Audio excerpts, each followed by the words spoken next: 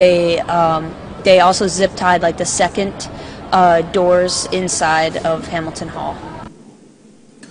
Joining me now from London in the United Kingdom for analysis and updates on the lingering war in Gaza and matters surrounding it is Global Affairs Analyst Benga Onifade. Mr. Onifade, welcome to the program. It's the first time we're seeing the U.S. government acknowledging some level of human rights infraction with units of the Israeli army.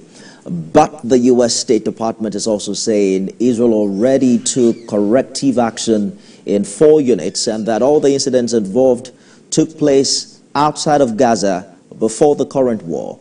How relevant is this to the current allegations against Israel? Yeah, good afternoon. I think this is actually a real key turning point from a mute United States of America to now someone who's been vocal.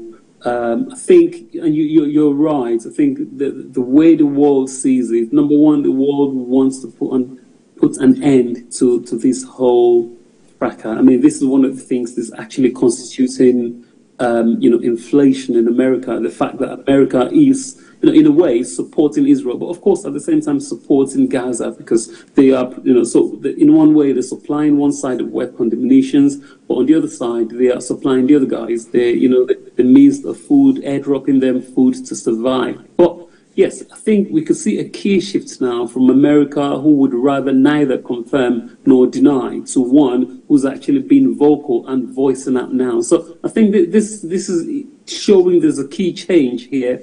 Like we said, or like we both know, there's a key election, at the end of the year, which America's got to go through. I think the majority of the world at this point, like say more Georgia or less war, now you have to be a lot more vocal. You've got to have to shift a stance in your approach. I don't expect them to have any more physical or fine against Israel or the state of Israel. But of course, the more vocal you get, the more it shows, the back end, things are beginning to shift. Well, it's hard to tell whether this action by the U.S. is getting the needed ripple effect amongst those who consider it a bias party in all of this. The U.S., for instance, has condemned the loss of innocent lives in the past, but still insists that military units remain eligible for U.S. military assistance. How complicated is this for Washington, being Israel's major military supporter? It supplied close to £3 billion pounds worth of weapons and defense system to Israel every year.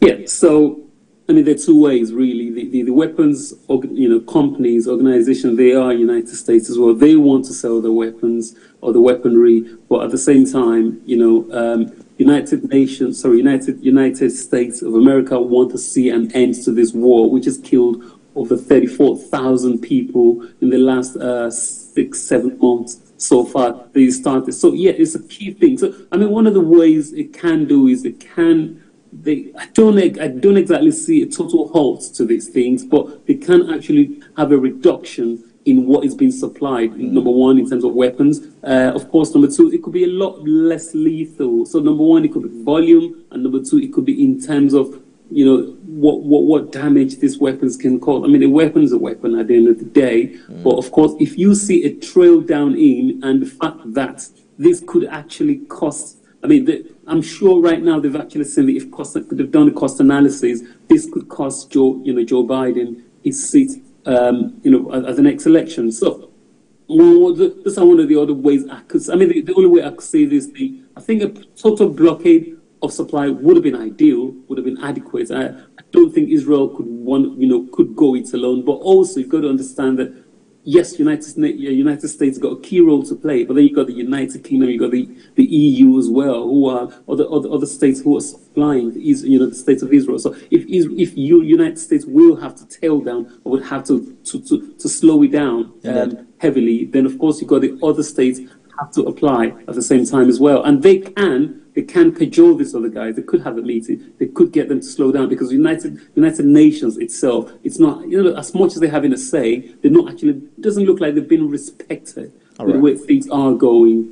And there are people who would say the U.S. still has a lot more to do to show solidarity and show concerns, considering the thousands of people reportedly dead as a result of this crisis. The U.S., as we speak, is faced with questions about whether it's actually being impartial in this conflict, and more so is the possibility of carrying the burden for what many now call a genocide in Gaza. I'm sure you're following the violence and the protests in universities and what it's doing to President Biden's ratings ahead of the polls. What do you make of this new development, and do you think it can potentially go from bad to worse?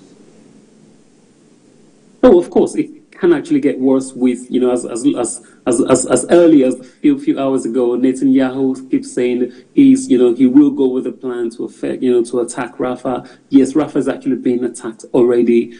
So things could get a lot worse. But I think one of the other things is still spurring on America again. If you look at the opinion polls, according to the Pew Research, about 35 and 35 are in support and against. So it's quite balanced there. Only about 15-20% saying, we're not sure. So there's no exact tipping point. So equal numbers support and measure, and but now the protesters coming out is coming out a lot more on social media. I think the main streamline media agencies are bringing out these videos as well of atrocities, and of course of this protest that people are just willing to see the end, because everyone has been affected one way or another. You got the big tech who are coming out now, big tech who are using AI in support. The Google, the Palantir, the Amazon, they are all coming out now and saying, we don't want our project to be used for genocide. So, no tech, no genocide. That's the way it's been labeled. Some of this, and they are actually putting ethics before, morals and ethics before money. And they're saying, yes, we've got this $1 billion project that's been signed, but at the same time, we need that. We need this line here that says "not for genocide" in there. There's been a pushback, even Meta. And they're getting their